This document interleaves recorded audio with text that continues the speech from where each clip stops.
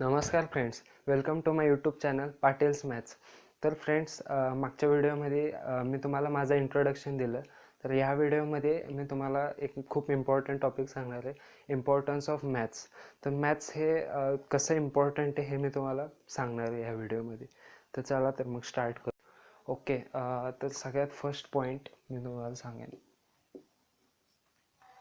तर जसं की फिजिक्स केमिस्ट्री हे जे सब्जेक्ट्स आहेत ह्यासाठी तुम्हाला थेरी कळायला लागते, त्याच्यानंतरच तुम्ही त्यातले न्यूमरिकल्स हे ते सोडवू शकता. स्पेसिफिकली जर तुम्ही MST CET और JEE मेन्ससाठी विचार केला तर नक्कीच तुम्हाला थेरॉटिकल नॉलेज हे नक्कीच लागतं फिजिक्स केमिस्ट्रीचं. त्या उलट आणि त्याला खूप टाईम कन्झ्युमिंग त्याचा स्टडी असतो. खूप स्टडी केला तरी आउटपुट कमी मिळतं. तर तसं मॅथ्सचं नाही आहे. मॅथ्समध्ये काय आहे की थोडेसेच फॉर्म्युले असतात, काही ट्रिक्स असतात, ते यूज करायला लागतात आणि तेव्हा तेव्हा मगच तुम्हाला म्हणजे मॅथ्स हे खूप इझी वाटतं सोडवायला. येते फक्त एक छोटे ट्रिक्स असतात आणि तर ते तुम्ही फॉलो केलं तर नक्की होतं.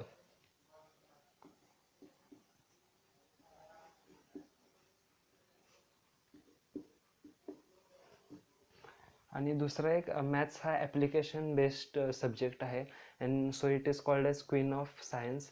So maths is application based, so it is easy.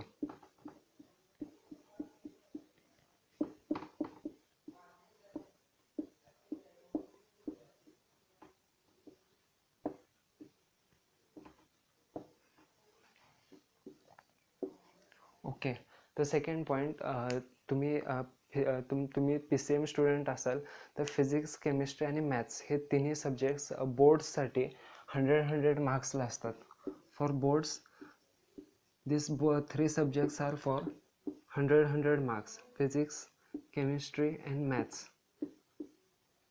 all are for 100 and 100 marks. So in total your PCM group, ज्याला आपण PCM ग्रुप म्हणतो, तर हा PCM ग्रुप 300 मार्क्स असतो टोटल.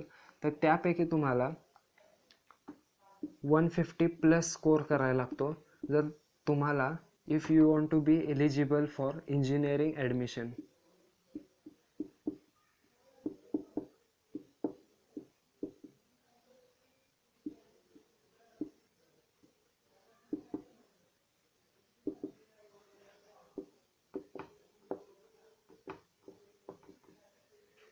ओके,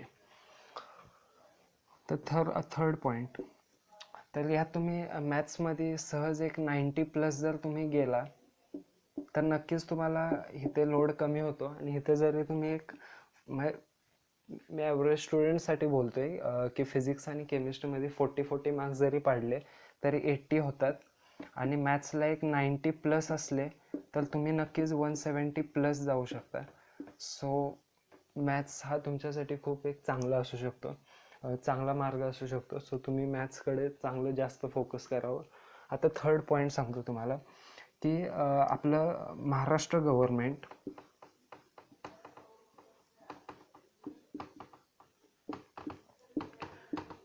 गव्हर्नमेंट एक MHT CET नावाची एक्झाम घेते,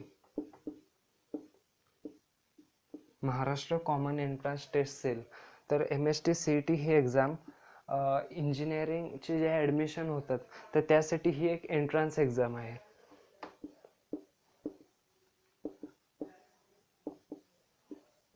it's an entrance exam for your engineering admission. तर ही MHT CET एक्झाम आहे ही 200 मार्क्सची आहे. तर आता 200 मार्क्सचं जर डिस्ट्रीब्युशन तुम्ही जर चेक केलं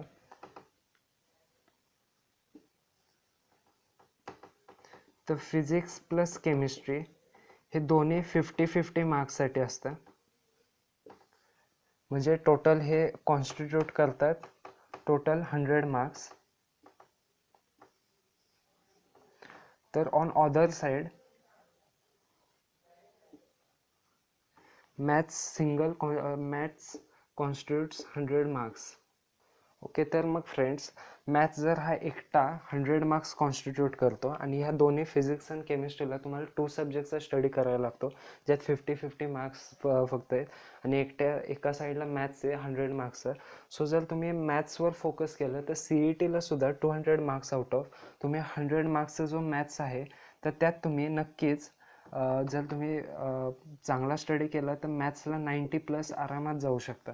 हे खूप इझी आहे, फक्त थोड्याशा ट्रिक्स आणि टिप्स थोडंसं फॉलो करायला लागतात. आणि तुम्हाला एक सांगायचं आहे की MST CET एक्झाम जी आहे 200 मार्क्सची, तर त्यात जरी तुम्ही एक 100+ जरी असेल तर तुम्हाला नक्कीच एक चांगले कॉलेजेस मिळतात. फक्त 100च्या आत असलं की थोडंसं कॉलेजेस मिळायला थोडंसं आपल्याला जे पाहिजे ते मिळत नाहीत. सो 100+ गेला तर नक्कीच तुम्हाला चांगले कॉलेजेस मिळतात. तर त्यासाठी तुम्हाला मॅथ्सला 90+ मिळाले म्हणजे इकडचा लोड कमी होतो आणि त्याच्यामुळं तुम्हाला जर CETला चांगला स्कोर आणायचा असेल तर इथे 90+ आणायची जबाबदारी नक्की माझी असेल आणि पुढची फिजिक्स आणि केमिस्ट्रीचं स्टडी तुम्हाला करायला लागेल आणि नक्कीच तुम्ही ते करू शकता. ओके, तर मग नेक्स्ट पॉईंट बघू आपण, 4th पॉईंट. तर फ्रेंड्स, आपलं सेंट्रल गव्हर्नमेंट आहे, तर सेंट्रल गव्हर्नमेंट नॅशनल टेस्टिंग एजन्सीच्या अंडर JEE मेन्स ही एक्झाम कंडक्ट करतात. JEE मेन्स आणि ही JEE मेन्स एक्झाम तुम्हाला NITs,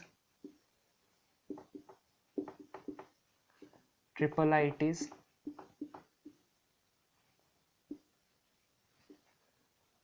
तर अशा ह्या नॅशनल इन्स्टिट्यूट्समध्ये तुम्हाला जर एंट्रन्स ही एक एंट्रन्स एक्झाम आहे जी NITs, IITs, IITsमध्ये तुम्हाला ॲडमिशन मिळवून देते.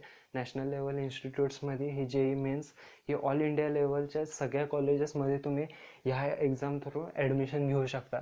आणि ही JEE मेन्स ही एक्झाम 360 मार्क्सची असते. पण JEE मेन्समध्ये मॅथ्सला काय असं वेगळं स्पेशल दिलेलं नाही आहे वेटेज. त्यात तिघांना सेम वेटेज आहे, PCM. तिघांना 120, 120, 120 असं 360चं टोटल वेटेज आहे. आणि जर तुम्ही ही JEE मेन्स एक्झाम क्लिअर झाला की तुम्ही JEE ॲडव्हान्स ही एक्झाम देऊ शकता. तर JEE ॲडव्हान्स एक्झाम दिल्यानंतर ॲडमिशन आणि JEE ॲडव्हान्स ही फक्त आणि फक्त IITs, Indian Institute of Technologies ह्या कॉलेजेसमध्ये ॲडमिशन घ्यायला याचा यूज होतो. So first you have to clear JEE mains, then only you are eligible for JEE advance and you can go in IITs. So those students who are dreamt for NITs, IIITs and IITs, they should have more focus on their JEE mains exam, and these exams are being conducted by central government. And the most important point which I want to tell you, that MST CET is been conducted by Maharashtra government, and this is by central government. So see what happens in Maharashtra.